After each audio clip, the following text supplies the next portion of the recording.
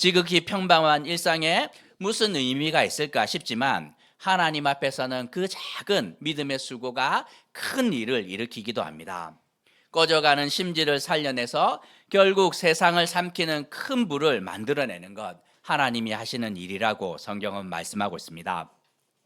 사도행전을 여러분은 잘 모르겠지만 제가 강의하면서 지금까지 아주 재미있게 잘 이렇게 묵상을 했는데 21장부터 난항입니다. 21장부터 바울이 예루살렘에 들어갔는데 이게 진도가 안 나갑니다.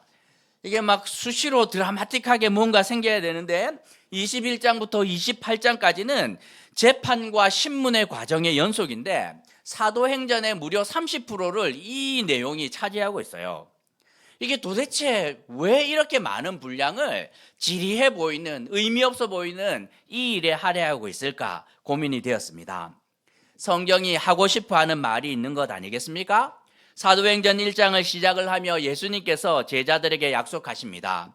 오직 성령이 너희에게 임하시면 너희가 권능을 받고 예루살렘과 온 유다와 사마리아와 땅끝까지 이르러 내 증인이 되리라 말씀하였는데 그 약속이 어떻게 이루어지고 있는지 21장부터 28장까지 주님은 보여주고 있습니다. 하나님의 약속이 정말 땅끝이라고 말할 수 있는 로마 제국의 변방에서 시작된 그 말씀이, 그 복음이 로마의 심장까지 파고 들어가는 그 과정을 주님께서 아주 상세하게 성도들에게 보여주고 있는 것입니다. 오늘 본문을 보면 아주 작아 보이는 바울의 그 믿음의 몸짓 하나가 하나님을 통하여서 어떻게 사용되고 있는지 함께 묵상하며 교훈을 얻으려고 합니다. 바울은 참으로 난감합니다.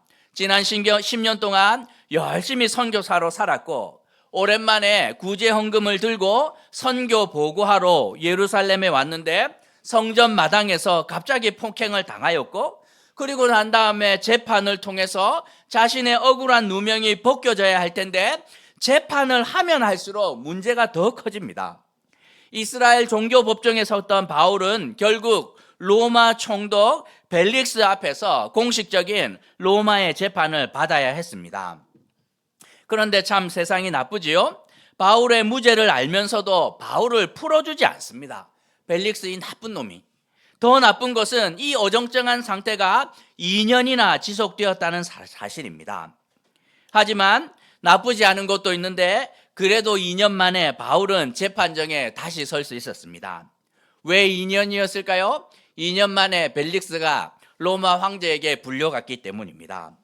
벨릭스는 아주 나쁜 총독이었는데 유대인과 이방인 사이에 문제가 생겼는데 이것을 강경 진압하면서 사람들에게 많은 아픔과 상처를 주었습니다. 결국 유대인들이 이렇게 상부에 고소했고 결국에 그의 악행과 이 폭행이 드러나면서 이 유배에 갑니다. 그러니까 벨릭스가 더 오래 했으면 더 오랜 기간 바울이 구금 상태로 있었을 텐데 2년 만에 새로운 총독이 부임합니다. 1절에서 베스도라는 총독이 부임했는데 이 사람은 아주 성실한 사람으로 축축됩니다. 왜 그러하냐면 이 가이사라에 도착한 지 3일 만에 예루살렘으로 올라갑니다. 3일이니까 뭐 좀 오래된 것 같은데 그렇지 않아요. 첫날 도착했고 둘째 날 짐 풀고 셋째 날 바로 예루살렘으로 갔다 생각하면 됩니다. 로마 사람들이 제일 가기 싫어하는 도시가 어디냐면 예루살렘입니다. 예루살렘은 1년 내내 짐승을 잡아들이는 제사로 그 도시 전체에 피비린내가 진동하고 동물 태우는 노린내와 그을음이 가득합니다. 거기다가 너무 매력이 없어요. 유대인들이 종교적인 이유 때문에 앞뒤가 꽉 막혔는데 뭐 말이 통하지 않으니 만나면 스트레스 지수만 올라가지 시원시원하지 않습니다. 그러니 로마 사람들이 절대로 특별한 일이 아니면 예루살렘에 가지 않아요. 대신에 어디 있습니까? 가이사랴에 이 해변이 보이는 아름다운 도시에 로마식 성을 건축해 놓고 총독은 거기 있으면서 꼭 필요한 일이 아니면 예루살렘에 올라가지 않습니다. 하지만 신임 총독 베스도는 매도 먼저 맞는 것이 낫지 않겠습니까?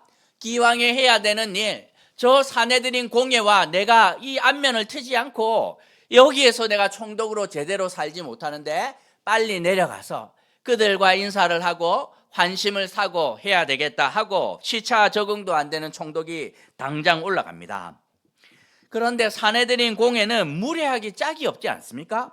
2절에서 보면 새로 총독이 왔으면 그냥 식사하고 인사하고 누굽니다 소개하고 이렇게 해야 마땅할 텐데 보자마자 무엇을 요구하냐면 2절에서 당신이 우리에게 와서 사실은 호의를 베풀려고 온 거 아니냐, 우리의 환심을 사기 위해서 온 것 같은데 만약에 호의를 베풀기 원하면 우리가 방법 알려줄 텐데 가이사랴에 그 감옥에 구금된 바울 우리에게 넘겨주기 원하면 우리도 협조하겠다 이렇게 말합니다.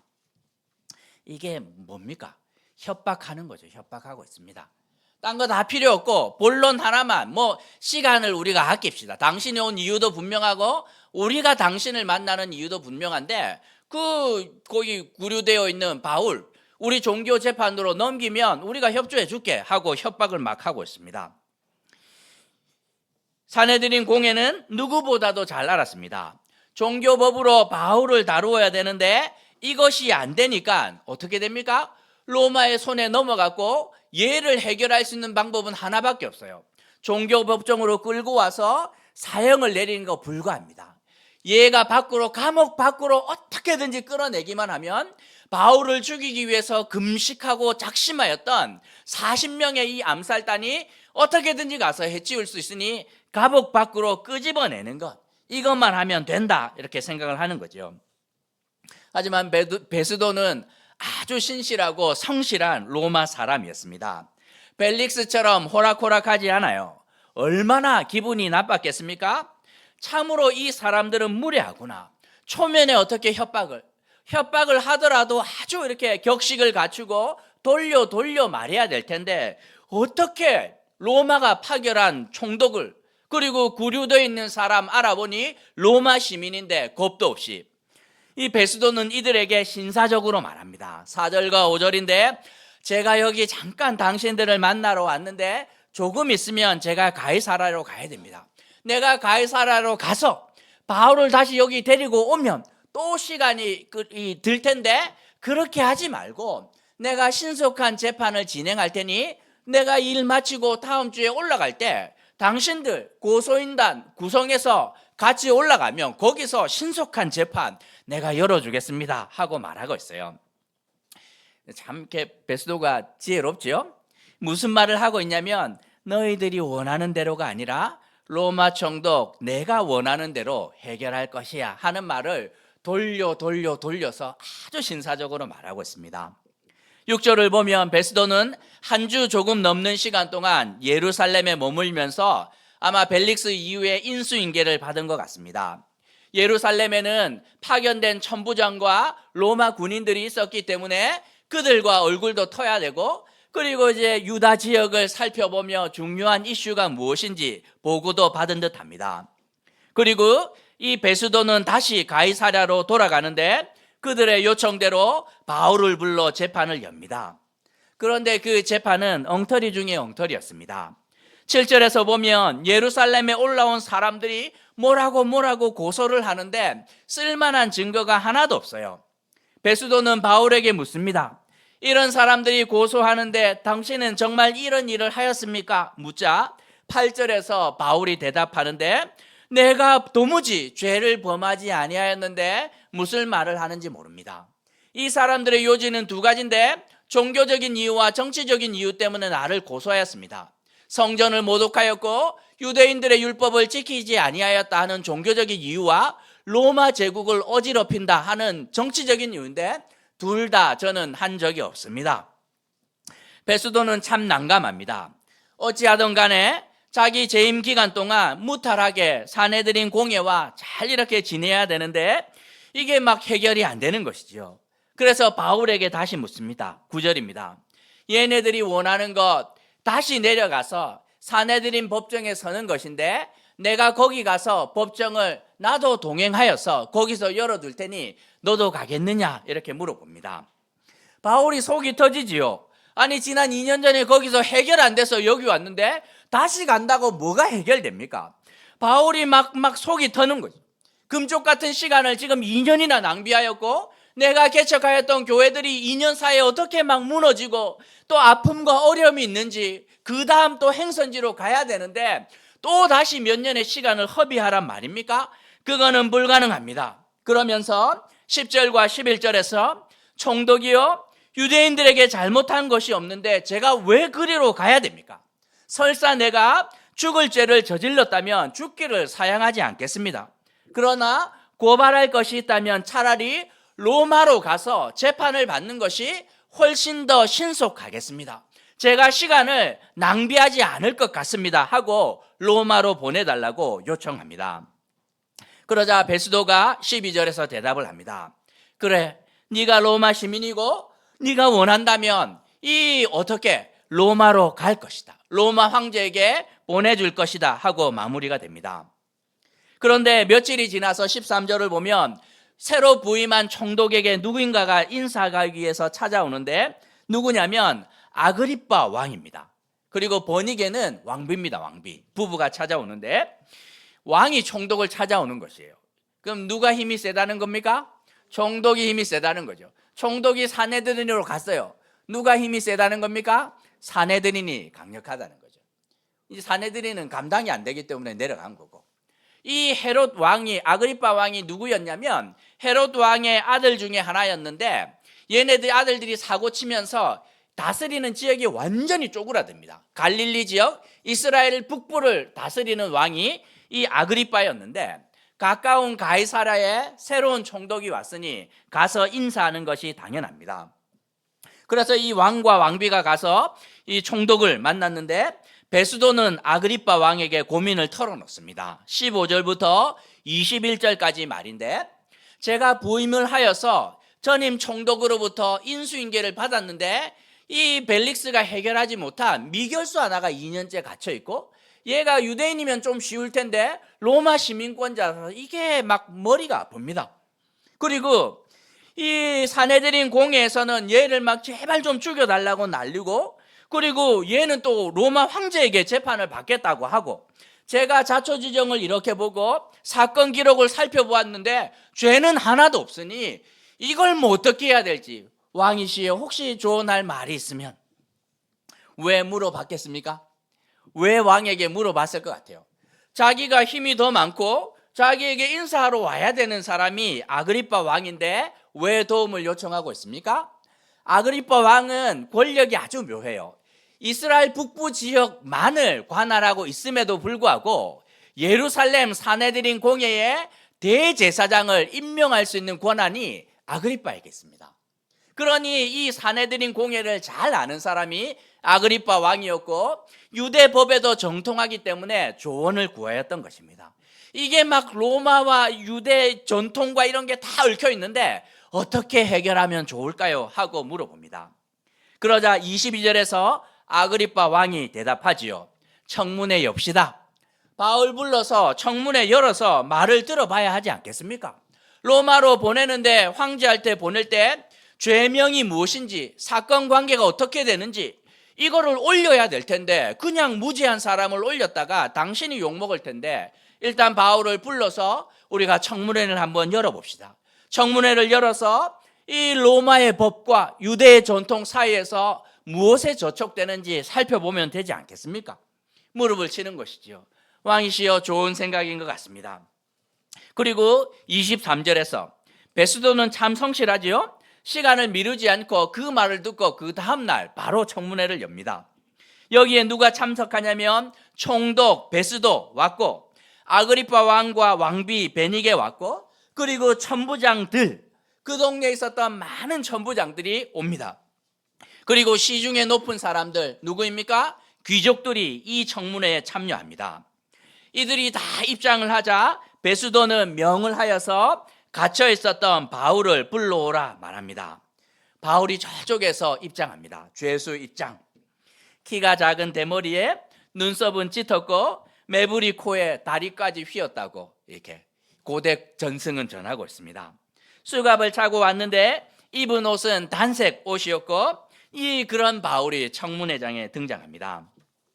총독은 배석한 사람들에게 청문회 이유를 설명합니다. 24절부터 27절까지인데 아그리빠 왕과 귀족들이여 들으소서 하면서 이 청문회를 연 이유가 무엇인지 설명하고 있습니다. 이 사람은 유대인들이 죽여야 한다고 청원한 사람입니다. 하지만 내가 살펴보니 죄를 범하는 일은 하나도 없더이다. 하지만 이 사람이 황제에게 상소하겠다고 하니 로마로 보내야 하는데 죄목도 밝히지 않고 죄수를 보내는 것은 무리한 일인 줄 아옵나니 살피시고 상소할 이유가 무엇인지 알려주소서 하고 청문회를 연 이유를 설명을 합니다. 청문회장에 선 바울은 참으로 난감하기 짝이 없습니다. 이게 뭐 청문회를 열 일입니까? 아니, 총독 스스로가 내가 살펴보니 죄를 범한 일이 없더이다 말하고 있잖아요.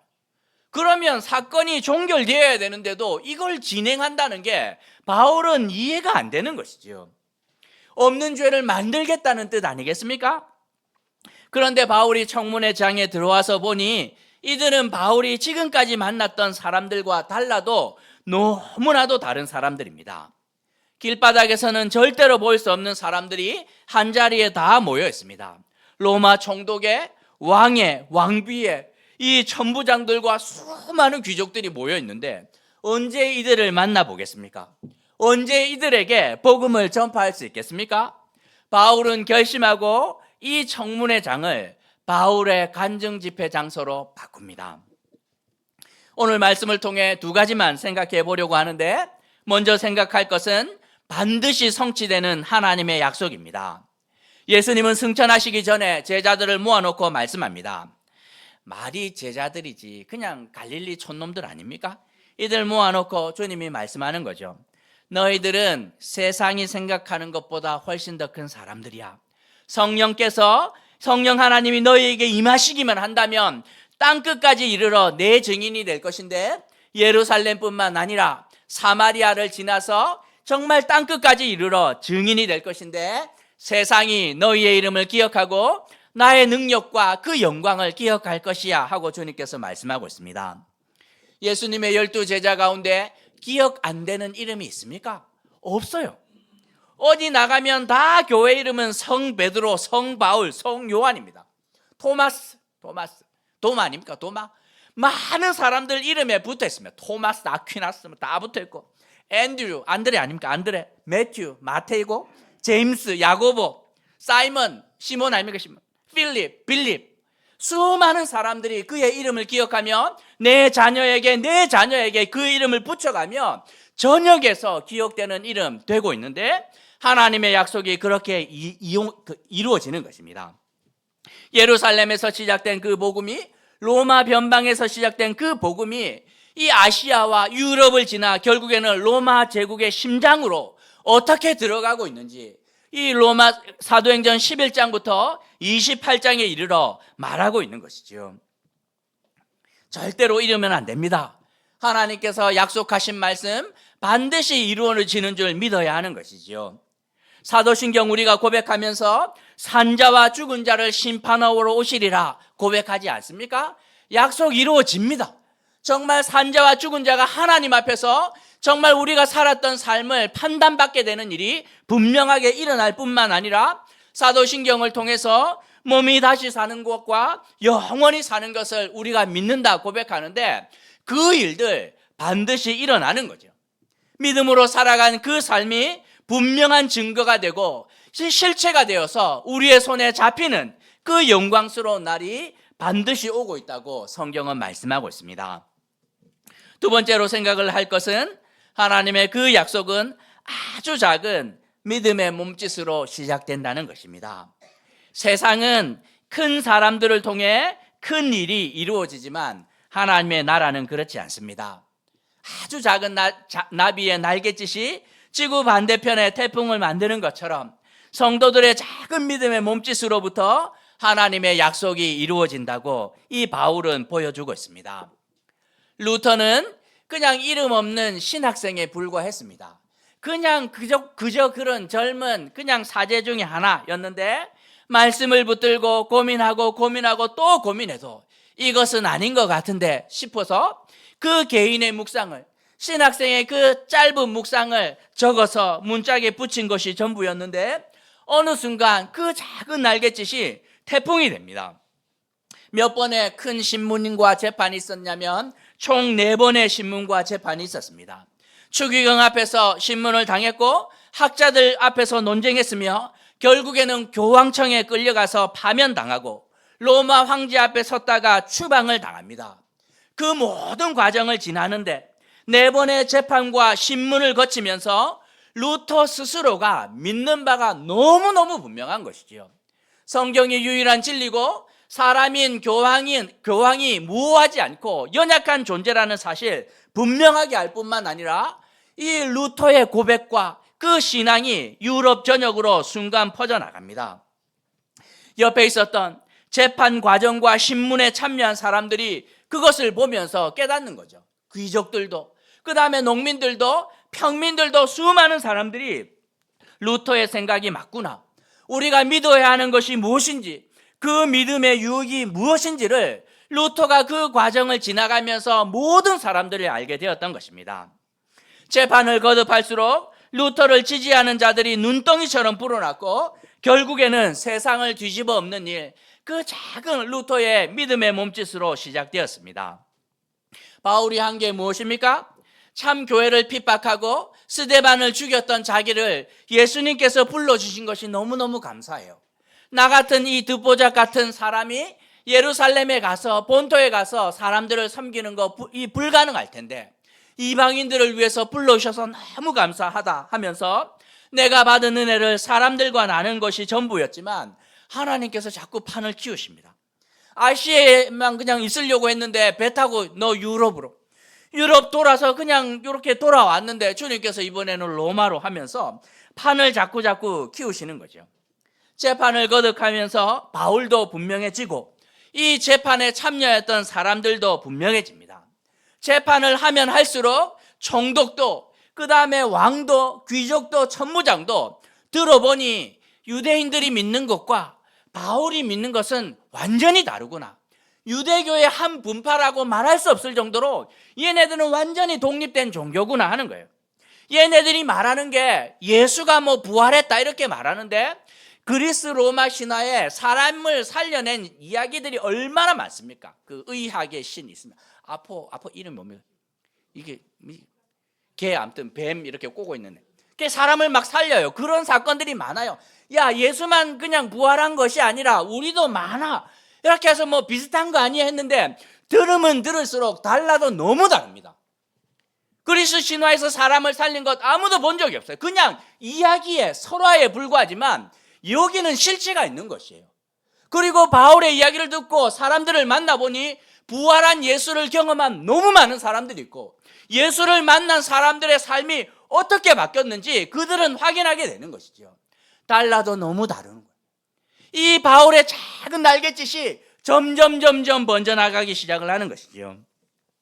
전승에 따르면 이 청문회에 불려왔던 바울은 초라해도 너무 초라합니다. 오늘 본문을 보면 그 아그리파 왕과 버니게가 탁월한 복색으로 왔다 이렇게 묘사하고 있습니다. 왕관을 쓰고 거기에 나온 사람들 드레스 코드가 탁월해요. 정말 막 온갖 값비싼 거, 귀한 것으로 치장하고 다 저기 앉아 있는데 죄수복을 입고 대머리에 키는 작고 짙은 눈썹에 초라하기 짝이 없는 이 바울이 수갑을 차고 들어왔는데 이 전승은 전하고 있습니다. 그리스도를 닮은 기쁨과 자신감으로 그 청문회장을 압도했다고 사람들은 기록하고 있습니다. 총독과 왕과 천무장들과 수많은 이 재판과 청문회를 통해서 이 사람들은 알게 됩니다. 거기에 참여한 사람들의 특징이 무엇입니까? 그런 청문회나 재판 한두 번 한 사람들이 아니에요.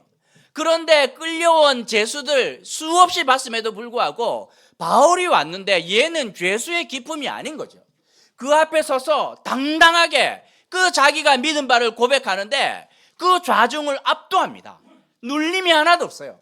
신적 권위를 가지고 자기의 믿은 바를 토해내기 시작을 하는데 좌중을 압도하는 것, 그런 경험이 전부인 것이지요. 그냥 막 총독과 이 사람들이 와가지고 권세와 힘으로 죄수 하나를 막 압도해서 없는 죄를 만들어야 되는데 이게 역전이 된 거예요. 자기들이 다 막 이렇게 하면서 바울이 지금까지 한 게 뭡니까? 그냥 구제헌금 모아서 예루살렘 교회 힘들다 그래서 전달하고 받았던 은혜, 선교 보고를 통해서 나누려고 왔는데 어찌하다가 성전 앞마당에서 매 맞고 갇히더니만 이게 점점 이렇게 되더니만 태풍이 되고 있는 것이지요. 여러분이 기도해 주셔서 부산 집회 잘 다녀왔습니다.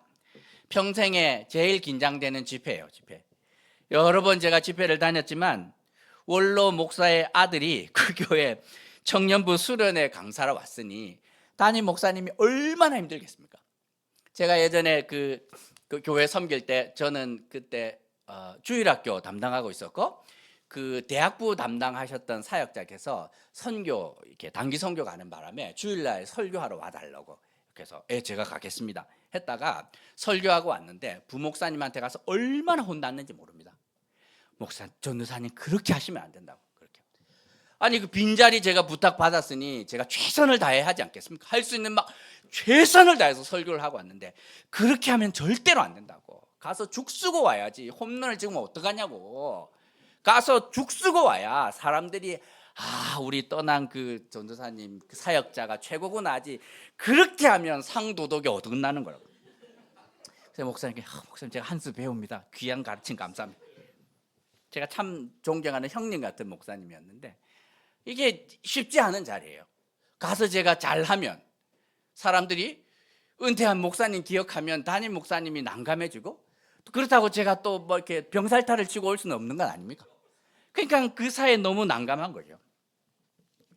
가서 설교를 해야 되는데 아버지께서 31년간 섰던 그 강단에 아들인 제가 처음으로 설교하러 올라갔습니다.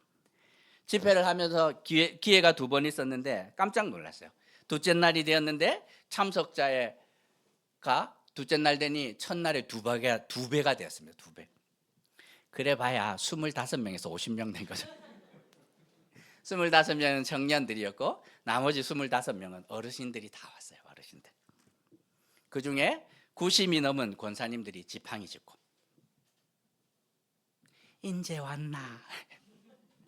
아이고 목사님인데 이름을 불러도 됩니까? 권사님은 이름 불러도 되지요. 그러고 앉아있는데 제가 깜짝 놀랐습니다. 설교하면서 그분들이 여기 앉아있는데 그분들을 보면서 설교하는데 내 신앙이 어디서 왔는지 제가 그 순간 발견했어요. 제가 신학을 어디서 배웠겠습니까? 신학교에서 배웠습니다. 신학은 신학교에서 선생님들에게 책을 읽으면서 배웠는데 제 신앙이 어디서 왔냐면 그분들에게서 왔더라고. 진짜 오랜만에 봤는데 이제 보는 순간 그 권사님을 보는 순간 초등학교 때 제가 봤던 기억이 떠오르는 거예요. 교회가 70년의 역사를 가지고 있는데 이제 처음으로 장로 장립할 때 3분의 장로님을 뽑았습니다. 이 장로님 계셨는데 대머리에 미남이셨어요. 목 쓰셨고 아주 신사적이었습니다. 참 이렇게 항상 보면 말끔하고 교회에 무슨 일이 있을 때마다 다 고치고 수리하는 일을 하셨는데 그 장로님 말년에 병명은 잘 모르겠으나 시력을 잃었고 정신도 잃었습니다. 그러니 말도 잘 못하고 잘 알아듣지도 못하고 그런데 아내 되는 권사님께서 날마다 그 장로님을 모시고 지하 기도실로 데려와요. 그런데 그 신사적이고 그렇게 착한 장로님 입에서 욕이 막 나오더라고요. 그런데 그 권사님이 그 장로님 앉혀놓고 이야기를 합니다. 장로님, 주기도문 같이 외우십시다. 사도신경 같이 고백할까요? 이야기를 하면 욕을 멈추시고 사도신경 고백하고 주기도문 고백하는데 매일 하셨어요. 그분 소천하실 때까지. 보는 순간 그게 떠올랐습니다. 제가 이분들에게서 내 신앙이 왔구나. 이분들의 작은 믿음의 날갯짓이 목사를 만들어내었구나 하는 깨달음이 있었어요. 그 옆에 권사님 한 분 계신데 교회 70년 역사상 서울대 딱 한 명 보냈는데 그 집 아들입니다. 그때 아버지가 얼마나 기뻐한지 몰라요. 온 동네 나가가지고 노회에서 친구 목사님들 만날 때마다 12월 되었는데 니네 교회 서울대 갔네 있나 이러면서 우리는 한 명 있는데 그거를 거의 5년 6년 동안 계속 너무 그게 뭐 대단한 일일까 싶지만 우리 일호 형제는 아마 잘 압니다. 그 동네에서 서울대를 간다 하는 것은 쓰레기 더미에서 장미꽃이 피는 거예요. 기적 같은 일인데 70년 역사상 단 한 명 전무후무한 기록을 그 권사님 갖고 계신데, 그런데 단 한 번도 자랑하신 적이 없습니다. 입으로 내뱉지 않지만 은근히 드러내는 분이 있는데 그런 거 하나도 없었어요. 그리고 그분의 딸이 있었는데 저희 누님하고 동갑, 저보다 5살 많은 누나. 그런데 거의 10년 전에 암투병하다가 어머니보다 먼저 세상을 떠났습니다. 막내딸은 이제 그 간호사인데 미국으로 가서 결혼했는데 이혼하고, 그 아픔을 어떻게 말할 수 있어요? 그런데도 남편, 아들 서울대가 기뻐하는 거 하나도 없습니다. 딸이 먼저 떠나고 가정이 깨트려지는데도 흔들림이 없어요. 항상 그 자리. 제가 보는데 생각이 나더라고요. 어릴 때부터 봐왔던 권사님의 삶이 다 기억나면서 내 신앙이 여기서부터 왔구나. 저보다 2살 많은 형님인데 장로님이 되셨습니다. 우 장로님.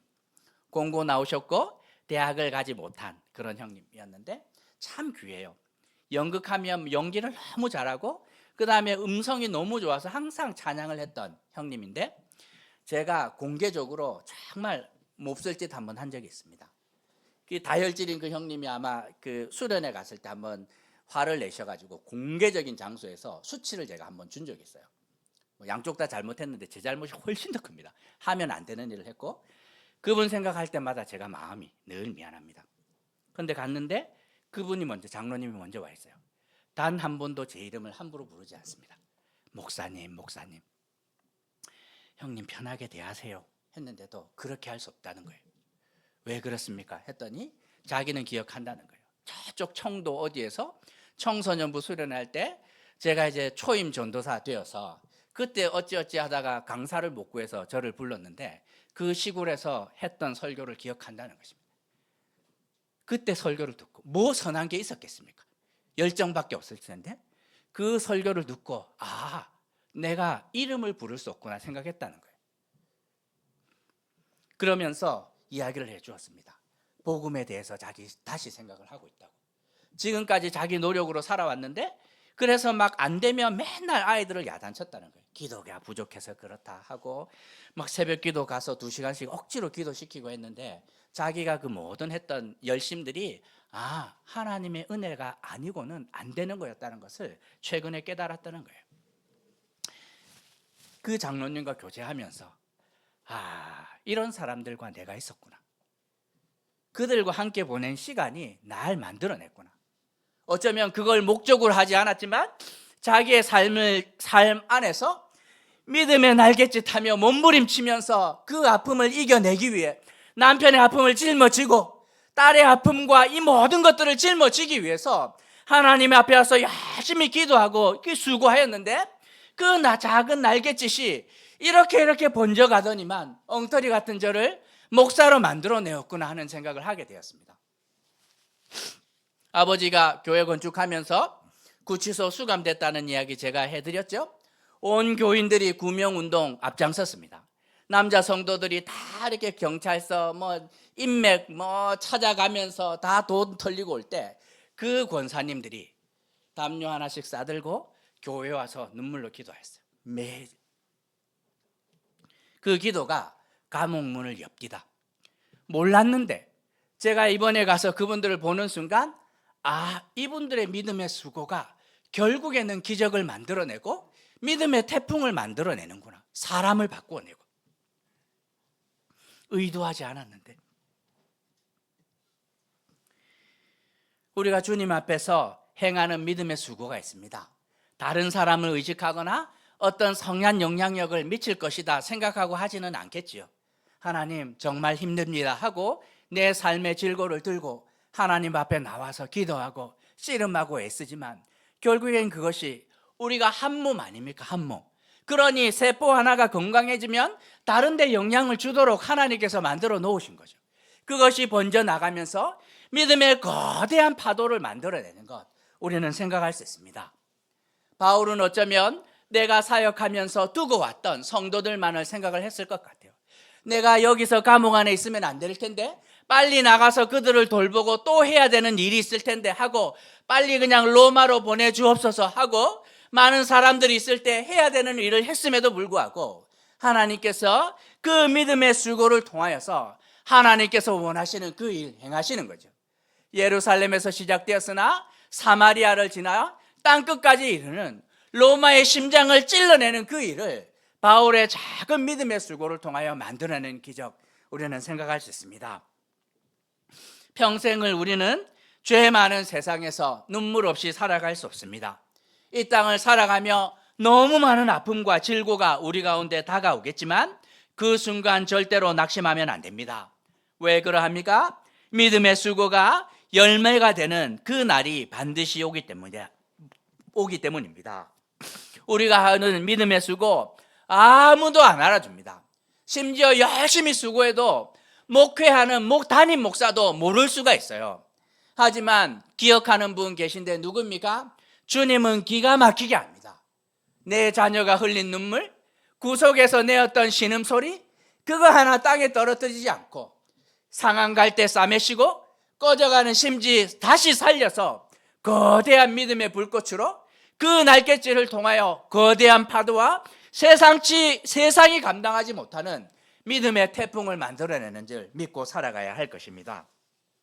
날마다 우리를 낚시게 하는 일이 우리 인생을 압도하겠지만 단단한 바위처럼 파도에도 흔들리지 않고 그 자리를 지키는 바위처럼 믿음으로 그 자리를 지켜내기만 한다면 우리의 작은 삶을 통하여 하나님의 은혜가 세상 가운데 흘러나가는 은혜의 통로로 시온의 대로로 사용하실 것이라 약속하고 있는데 그 약속의 자리 가운데로 함께 나아가게 되는 어울린 가족 되시길 주님의 이름으로 도전하는 것입니다. 말씀 생각하시면 함께 기도하도록 할까요?